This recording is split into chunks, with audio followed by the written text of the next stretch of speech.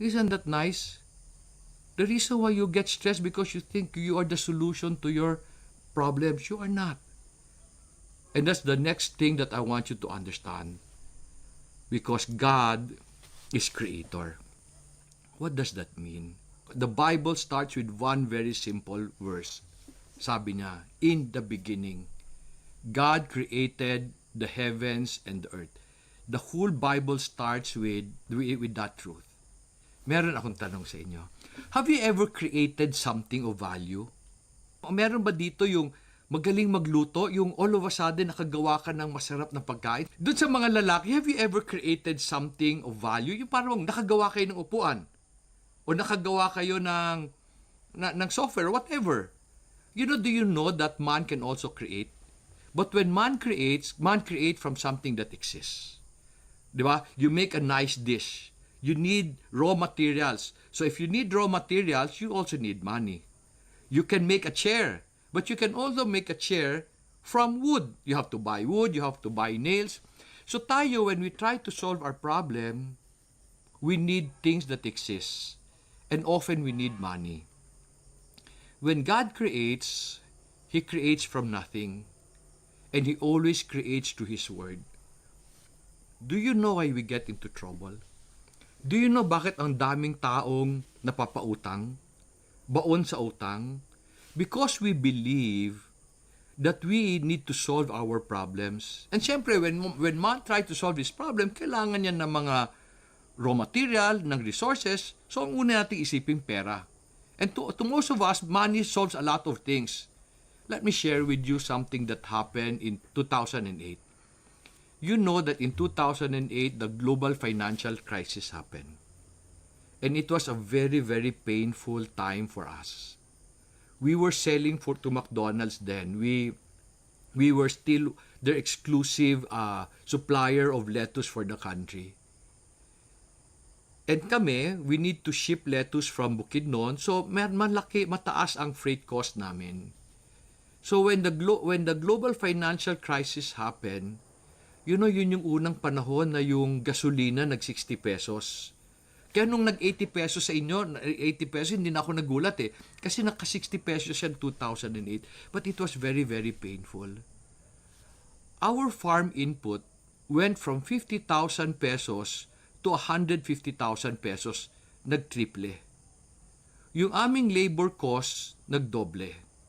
So I went to McDonald's, sabi ko, help me and give me price relief. Can we increase the price? The only increase that they gave me was to cover freight costs. But in the farm, we were really struggling.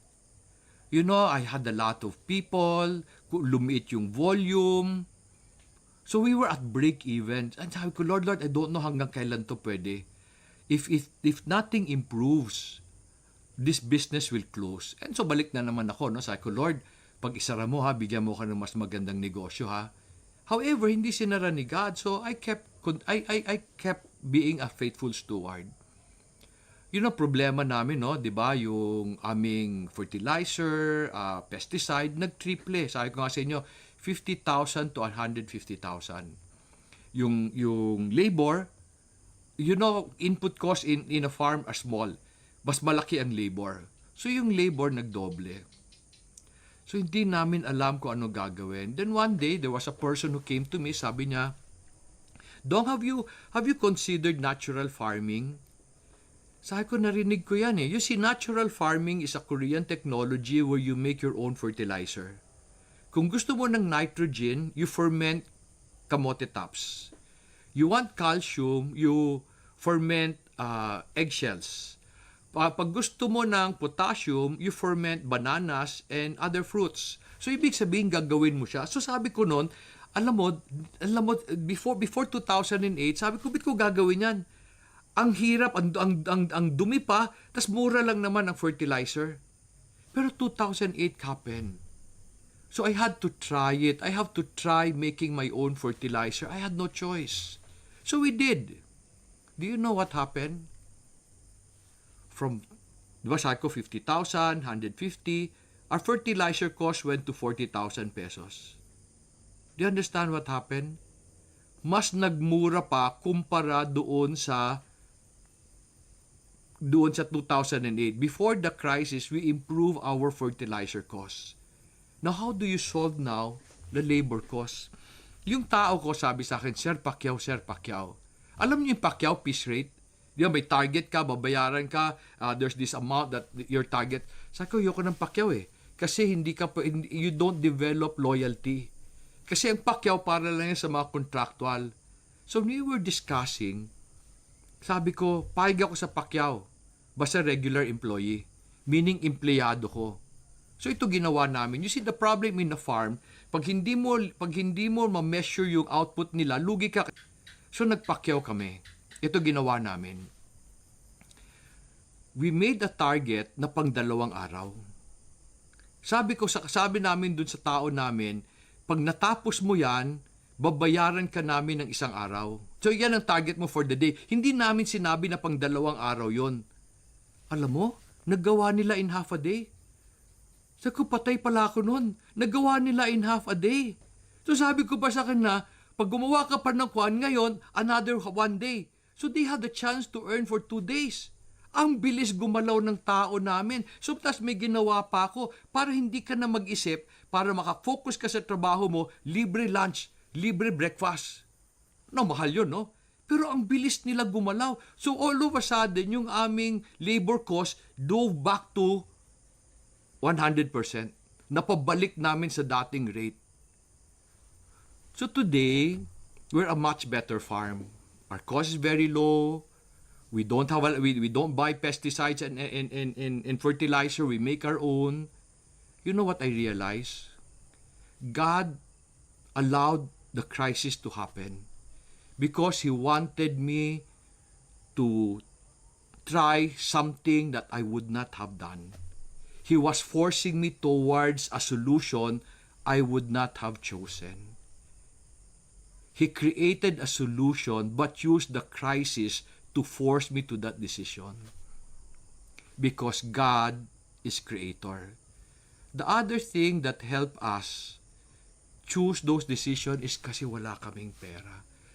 You know, okay lang na walang pera because you become creative. Ang problema sa atin, nadidepress tayo pag wala tayong pera.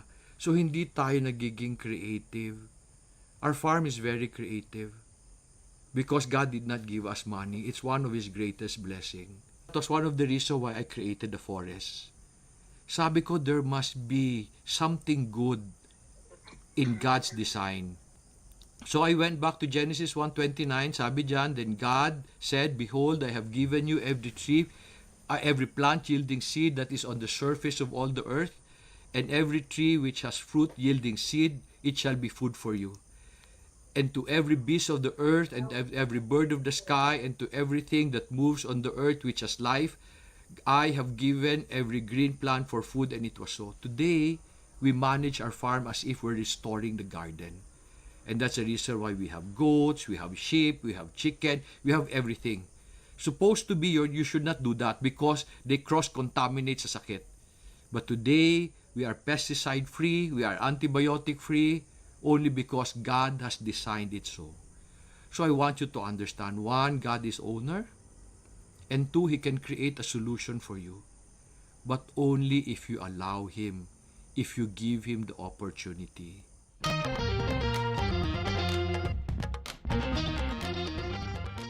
Salamat for watching this video. Sana may natutunan ka.